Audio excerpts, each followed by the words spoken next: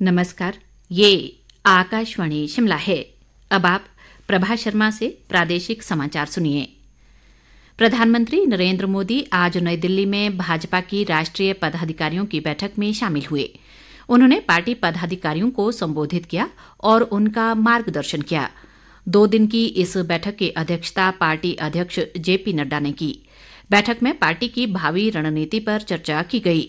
बाद में पार्टी नेता रमन सिंह ने नई दिल्ली में बताया कि आर्थिक मोर्चे पर देश के बढ़ते कद और देश की G20 अध्यक्षता के दौरान आयोजित होने वाले कार्यक्रमों में लोगों की भागीदारी सुनिश्चित करने सहित कई मुद्दों पर विचार विमर्श किया गया। प्रदेश में विधानसभा चुनाव की मतगणना के लिए सभी तैयारियां पूरी कर ली गई हैं। प्रदेश भर में स्थापित 68 मतगणना केंद्रों में मतों की गिनती 8 दिसंबर को सुबह 8 बजे से शुरू होगी। राज्य निर्वाचन विभाग के अनुसार सबसे पहले सुबह 8 बजे से डाक मतपत्रों की गिनती शुरू होगी और उसके बाद ईवीएम के मतों की गणना शुरू हो जाएगी। आयोग ने मतगणना को लेकर सुरक्षा के कड़े प्रबंध किए हैं। राज्य में 12 नवंबर को हुए विधानसभा चुनावों के बाद 412 उम्मीदवारों का भाग्य ईवीएम में बंद है। कांग्रेस व भाजपा सभी 68 सीटों पर चुनाव लड़ रही है। इसी तरह आम आदमी पार्टी के 67, बहुजन समाज पार्टी के 53 और माकपा के 11 उम्मीदवार चुनाव मैदान में हैं। इस बार प्रदेश भर में 99 निर्दलीय उम्मीदवारों के राजनीतिक भाग्य का भी फैसला होना है। उधर चंबा जिले में चुनाव मतगणना का कार्य शांतिपूर्ण संपन्न करवाने के लिए सभी तैयारियां पूरी कर ली गई हैं। जिला निर्वाचन अधिकारी व उपायुक्त डीसी राणा ने आज चंबा में एक पत्रकार वार्ता के दौरान बताया कि मतगणना के लिए 750 कर्मचारियों की ड्यूटी लगाई गई है और सुरक्षा के भी पुख्ता प्रबंध किए गए हैं।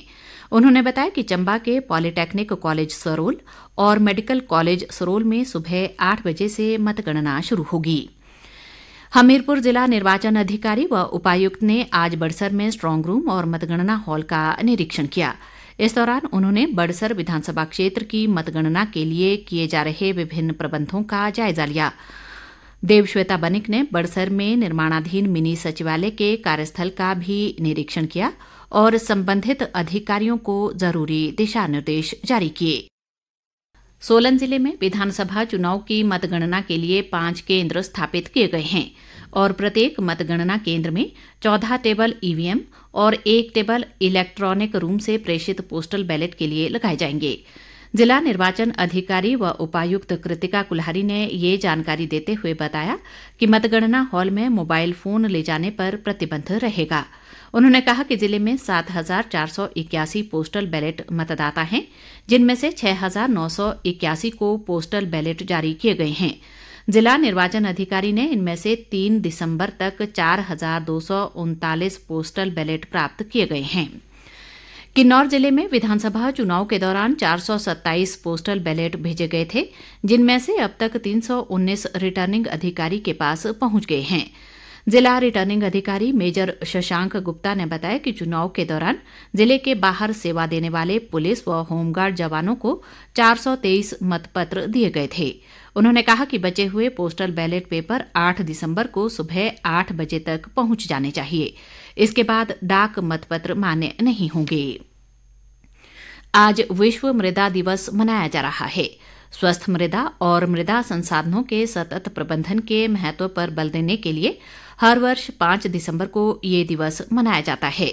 इस वर्ष विश्व मृदा दिवस का विषय है मृदा भोजन का स्रोत। ये दिवस मनाने का उद्देश्य स्वस्थ पारिस्थितिकी तंत्र और मानव कल्याण के महत्व के बारे में जागरूकता बढ़ाना है।